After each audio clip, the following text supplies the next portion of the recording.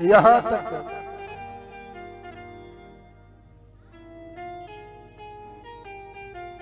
भूप below के जब ही मुनि आवत सुतन समेत, हर से उठी हर से सुख सिंधु महु, चले थासी ले।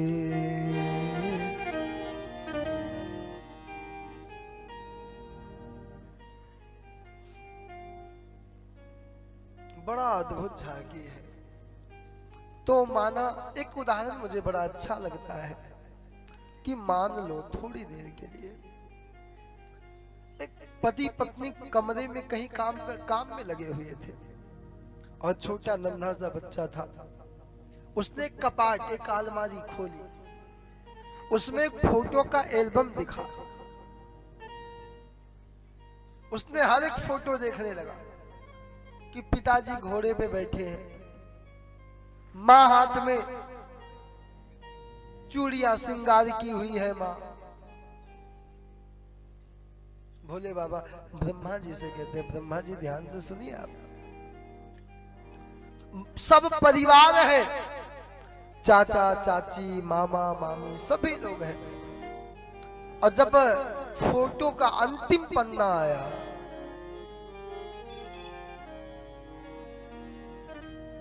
तो पता है क्या हुआ? वो बालक तेजी में रोने लगा, चिल्लाने लगा। माँ बाप दौड़ के आए, क्या हुआ? कहा एक बात बताओ, माँ श्रृंगार की है, पिता घोड़े पे बैठे हैं और सभी लोग हैं, आखिर इस फोटो के एल्बम में मैं क्यों नहीं हूं? मुझे भी तो होना चाहिए। सभी लोग दिखते, मैं क्यों नहीं हूं? वो माँ बाप क्या बताएं कि बेटा उस समय तो पैदा ही नहीं हुआ था। कहने तो आज यही भोले बाबा कहते हैं कि हे ब्रह्मा जी, ये माता पिता का विवाह है और इसमें बेटे का फोटो नहीं दिखता है, इसलिए हे ब्रह्मा जी आपने दुनिया को बनाया है, लेकिन आज उसका विवाह है जिसने आपको बनाया है। तो आपके बनाए हुए चीज यहाँ कैसे दिखाई देंगे? ब्रह्मा बाबा समझ गए, मुस्कुराए। जन्माशाई प्रथम बरात लगन दे आई, ताते पुर प्रमोद अधिकाई। और राम जी की बहुत इच्छा है कि मैं अपने पिता दशरथ से, अपने छोटे भाइयों से मिलूं, लेकिन बिना गुरुदेव के पूछे कैसे जा सकते? गुरुदेव से कहा कि मुझे पिता से मिलना है, मुझे अपने भाइयों से मिलना है। और जैसे राम जी अपने पिता के पास आए, आंख में आंसू आ गया। ऐसे लगता है कितने वर्ष व्यतीत हो गए राम को देखे हुए।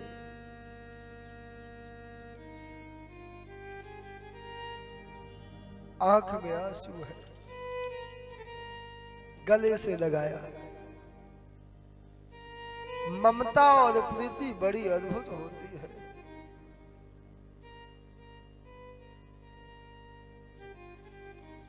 अब तो हल्ला मच गया कि राम जी लखन जी जैसे हैं, ऐसे ही इनके अनुज हैं।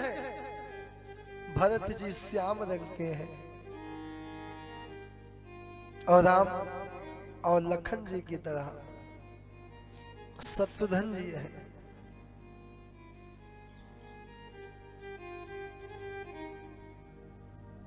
अब सब विचार करते हैं, कितनी अद्भुत झांकी, बड़ी प्रसन्नता है नगर में। मंगल गीत दीपक जलाने लगे। मैंने हमेशा पढ़ा है कि जिनके घर में संध्या काल के समय दीपक जलाए जाते हैं। उनके यहाँ लक्ष्मी की बड़ी कृपा होती है। हर एक व्यक्ति को चाहिए दीप जलाए। दिल तो बहुत जलाते हैं, कम से कम कभी कभी दीप भी जलाए, रंगोली बनाए नित्य प्रतिदिन। ना जाने किस रूप में नारायण मिल जाए, ना जाने किस बेस में नारायण मिल जाए, नारायण मिल जाए। पता नहीं नारायण किस रूप में हमारे घर आ जाएंगे। आजकल तो बल्ब का जमाना है, बिजली का, लेकिन फिर भी दीप तो जलने चाहिए।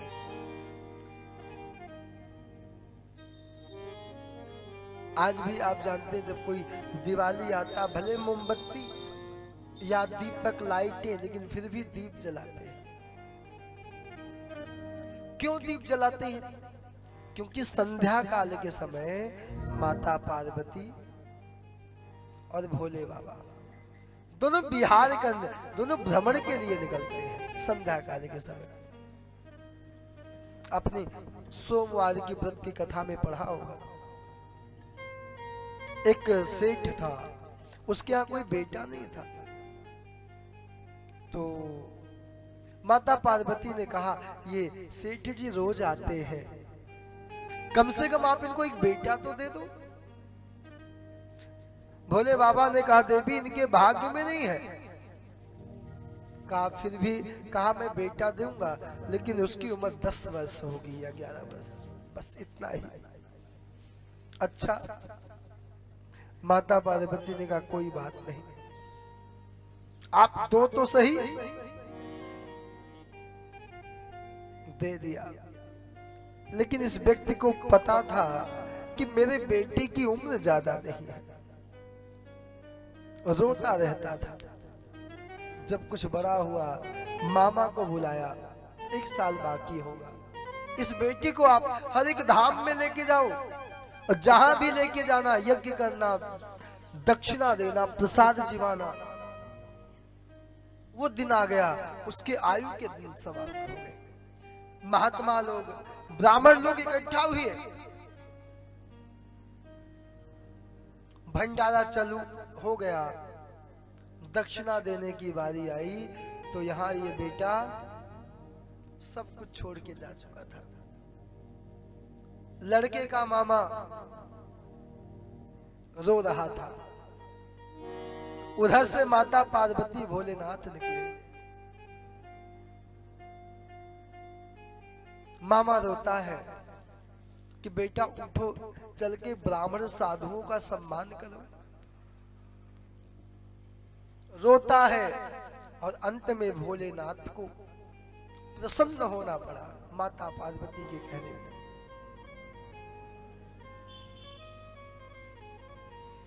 और प्रसन्न हुए,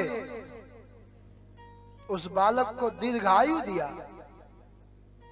बालक जीवित हुआ। वापस माँ बाप ने विचार किया, छत के ऊपर बैठे थे, पता लगा कि आज अब बेटा जिंदा है या मरा। उधर से बेटा विवाह करके आया। लड़के के मामा ने कहा नीचे आ जाओ। बोले नहीं आएंगे। बोले क्यों? बोले कि पहले मेरे बेटे को लेके आओ, क्योंकि पता था कि उसकी आयु समाप्त हो गई। अंत में बेटे को बहू के साथ देखा, प्रसन्न हो गए। इसलिए हम सभी को चाहिए संध्या काल के समय कम से कम 2 दीपक तो, एक तो घर के बाहर, वैसे 4-5 जगह जलाना चाहिए। 2 तो कम से कम, एक पूजा घर में, एक घर के द्वार पे, बाकी तुलसी मैया में, रसोई में, जहां जल रखते वहां पे दीपक जलाना चाहिए।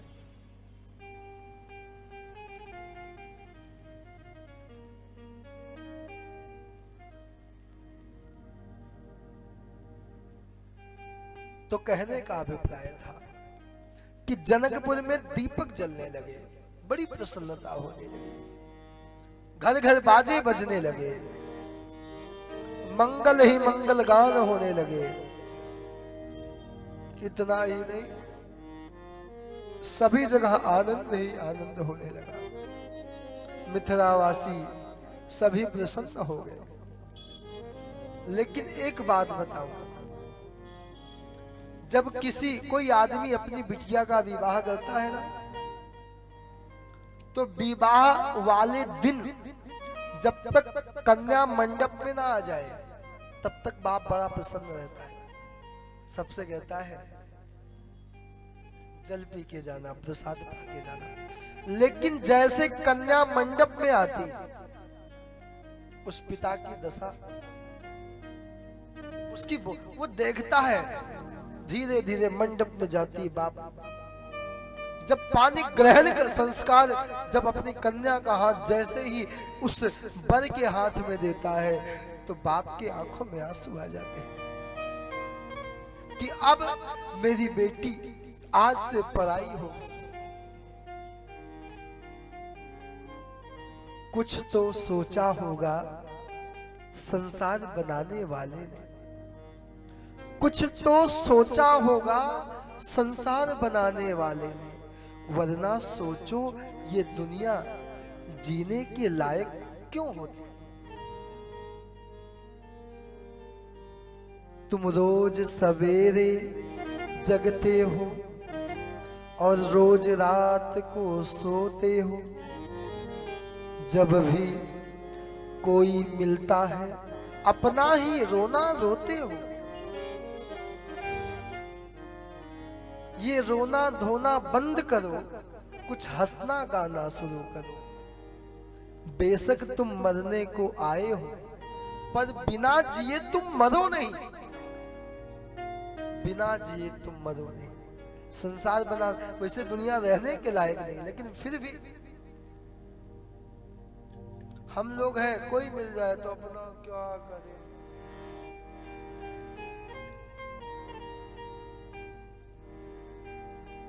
सुंदर सभी देवी, जितनी देवी देवता है सभी लोग आए हैं। देवता दूल्हे के पक्ष में है और सारी देवियां सीता जी के साथ है। कोई जानकी जी का श्रृंगार करती है। एक बात और है, चित्रकूट के प्रसंग में देखिए, जब जानकी जी को जनक जी ने देखा है, पहले तो रो पड़े, कहा बेटी अच्छा हुआ मुझे कोई बेटा नहीं हुआ। क्यों? हर एक बाप चाहता मुझे बेटा हो, लेकिन बेटी पुत्री पवित्र किए कुल दो। वो बाप कभी जानता नहीं था कि मेरी बेटी यहां से जा रही है, अब जिंदगी में कभी सुखी रहे, कभी सुख की रोटी खाए। लेकिन जैसे राम जी मंडप में आए दूल्हा बन करके, आदेश हुआ और राम जी किस पे बैठ के गए हैं? मंडप में। पहले तो नारद जी ब्रह्मा जी ने लगन पत्रिका लिखी, स्वयं ब्रह्मा जी। अच्छा, कई लोग विचार करते हैं अरे मुहूर्त अच्छा होना चाहिए ताकि सुहाग या धन वाला होना चाहिए, सही है, लेकिन आप विचार करें जबकि भगवान लीला करने आए थे, जिसके खत में जिसके लगन पत्रिका स्वयं ब्रह्मा जी रचते हो, वो कभी सुखी रह पाए? हमने एक बार हमसे पूछा, महाराज बिटिया का विवाह करना है। हमने कहा हाँ, तो कब करें? हमने कहा राम विवाह पे। बोले महाराज माफ करो। मैं पूछा क्यों? बोले राम जी कभी सुखी नहीं रह पाए, तो शायद मेरी भी बेटी ना रह पाए। कहने का अभिप्राय मेरा इतना है इस प्रसंग में, यहां जो कुछ मिलता है सब प्रारब्ध से मिलता है।